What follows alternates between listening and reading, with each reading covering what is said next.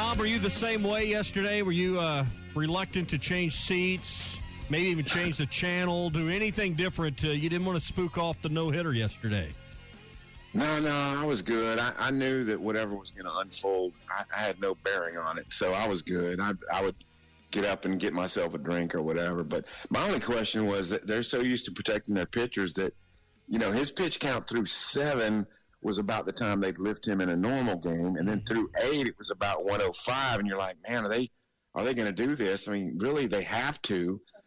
And I heard them say that Dave Van Horn say, no, he wasn't coming out. So 119, that's the most pitches we've seen an Arkansas pitcher throw in a long time. But as you heard Gage would say after the game, it was hot. His arm felt good. And you could just see in his eyes a steely determination he was going to get through that 9th inning as well. A performance Charlie Boyce would have been proud of yesterday. Here's the thing. Everybody talk about Gage Wood made all this money for himself, and no question he got the attention scouts.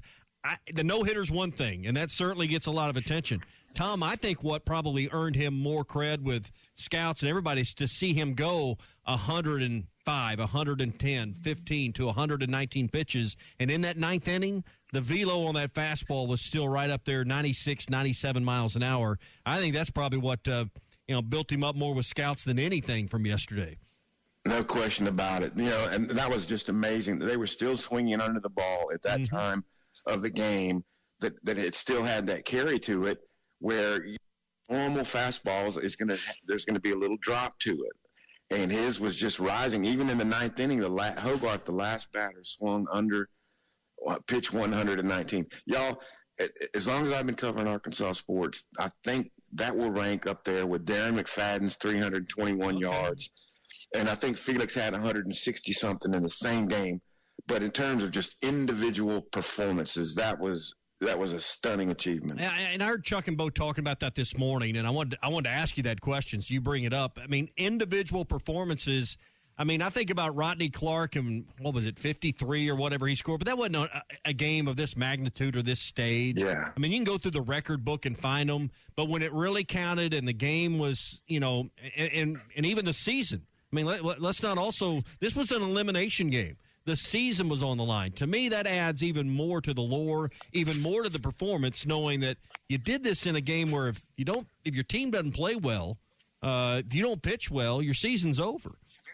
Exactly. Yeah. So in that regard, when you look at it in that light, it is, I think, the single greatest, individual performance in a Razorback athletic competition that I've seen. I mean, yeah, McFadden's 321 yards. And if you remember, he had 322 on the night of the game, and Arkansas went back and found, added it up and got the exact number, 321.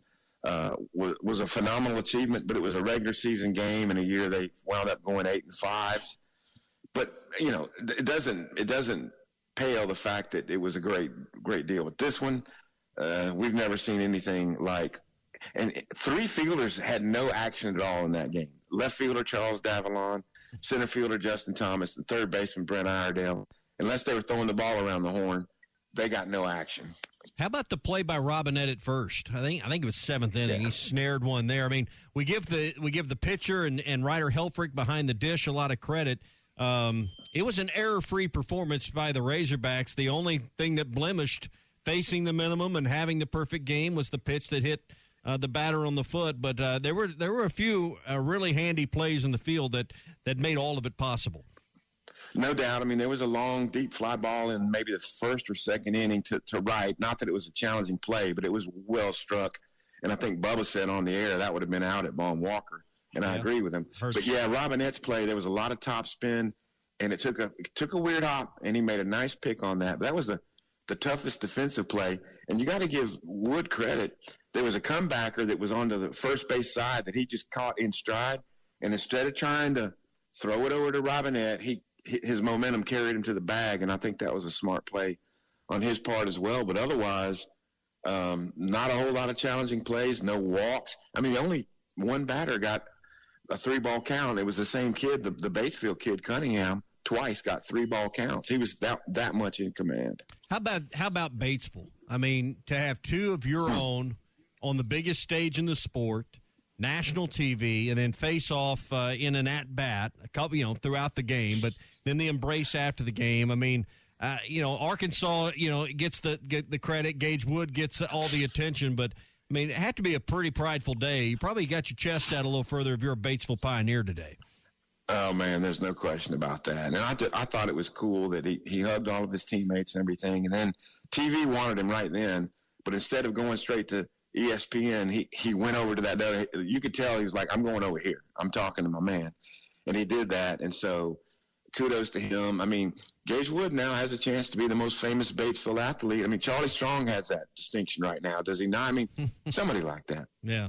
So let me ask you about a hangover effect. Before we get into today, a performance like that obviously is one that, you got to put behind you. You don't want to, and the memory of it will always be there, but you can't let the memory of yesterday affect you in what will be hopefully an elimination game today if you get to play. I mean, we'll talk about weather in a minute, but Tom, any concern about, all the joy of that moment, the celebration of a no-hitter having some kind of lingering effect on today's performance? Well, I mean, these are 20-year-old kids and stuff, so maybe, but I was thinking that exact thing. Like, if you're Dave Van Horn, you have to say, hey, man, we're all jacked up, but we play tomorrow. You know what I mean? And you don't say that during the initial. How do you flush that out? Well, the memory's never going to go away, but if they have a bigger goal in mind, that's to win it all, and they're going to have to be on point. I guess it plays to their favor that LSU and UCLA have to finish this thing out starting now, I guess, if the weather's holding right now. And then so that team will have a little bit more innings and, fatigue factor as we get later into the evening. And so, but you're right. You can't just let that jubilance carry over into the game. I mean, maybe the confidence, but I was thinking the next game last night, the first guy for UCLA got a single, and they already have more hits than Murray State did in the entire game. It was crazy. Yeah. They're back underway in Omaha. LSU still leading 5-3. There's 2 outs in the top of the fourth with UCLA batting. We'll keep an eye on that throughout the morning. So what's the ideal situation today? I mean, weather's going to be a factor. Do you want to play? Do you want to start the game? How do you set up your pitching? To me, there's so many uncertainties, not only including who you're going to play, because that game's still tight enough. You got to figure out, who you're going to play, but then how you approach it with your starting pitching and the weather. To me, there's a lot more questions than answers about how the rest of this day unfolds. No doubt. And I'm not sure if Dave announced, he probably didn't announce his intended starter for game 3. I'm not aware if he did. But to me, they have multiple options, and we discussed them on the air Tuesday. I just don't think you go Jimenez at this point. Obviously, Gabe Gackle wouldn't be available yet. So, I don't know. Do you start a Ben Bybee? Do you start a Bottle Cheese or? Yeah, Bottle Cheese would be a viable option. But basically, I think you have to approach it like this is going to be a bullpen game. And if a guy is struggling like Zach Root did in the second inning, you got to pull him. And so, but here's the thing: when they're playing at home, they have control over whether the game's going to start or not based on weather.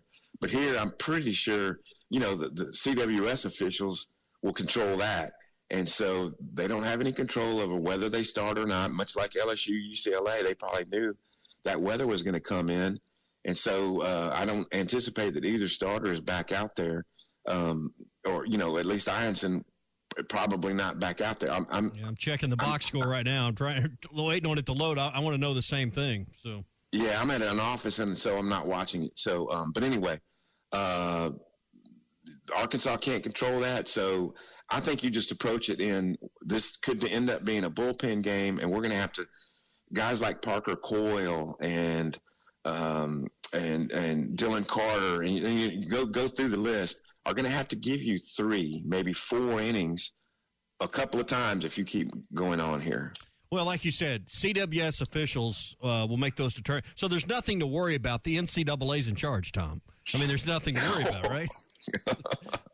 Oh, that's right in your wheelhouse, Tommy. Yeah. So I know what you're saying. So looking through here, and yes, Ironson did not come out. Evans is on the mound right now in the fourth. So So yeah, I mean, the starting pitching's in a disadvantage now for LSU, but long term, if they can survive this game, that may play to LSU's benefit down the road. Kind of like Root getting lifted early. They've got a starter with a fresher, more than fatigued arm. So I mean that'll be something to keep an eye on. So tonight, what would be your preference? Do you play and maybe get 3 or 4 innings in? Do you hope that the weather stays out of the way? I guess is the ideal situation. You can get the game in. I think that's the biggest edge. Is somebody would have to play a game and a half today. The loser of this UCLA LSU game right now.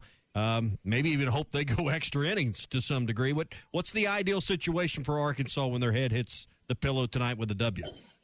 Yeah, exactly. I think it would be to get the game in if you can. Play the team that, is coming off a loss this morning and could be a little more fatigued than you tonight, because you don't want to run into a situation where you might have to play twice in a day. And so I think for Arkansas, it would be to get the game in. I have not looked at what the forecast says or, chances to play or anything. Kind of 50-50 on rain tonight. 6 o'clock hour right now, according to the Weather Channel, has about a 60% chance of rain, a little lighter in the middle of the evening around 8. But, you need to get the games in that are starting now, and that planning on finishing this one up and staying on schedule, and still getting Oregon State and Louisville in their elimination game started at 1 o'clock today. So hopefully you can get to that point. But I'm sure that both UCLA and LSU would love to have a little reprieve for the loser, especially from playing tonight as well. Tom, it's fun stuff.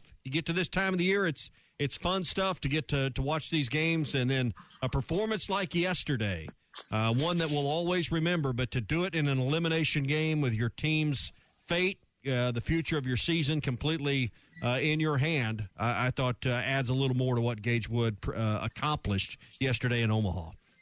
Oh, absolutely. We'll all remember what we were doing when Gage Wood did that, and that close to a perfect game as well. I mean, he was so in control that, a breaking ball that was just a little too sharp on the break inside, hit a guy's back foot, is the only thing that separated him from a perfect game. Yeah.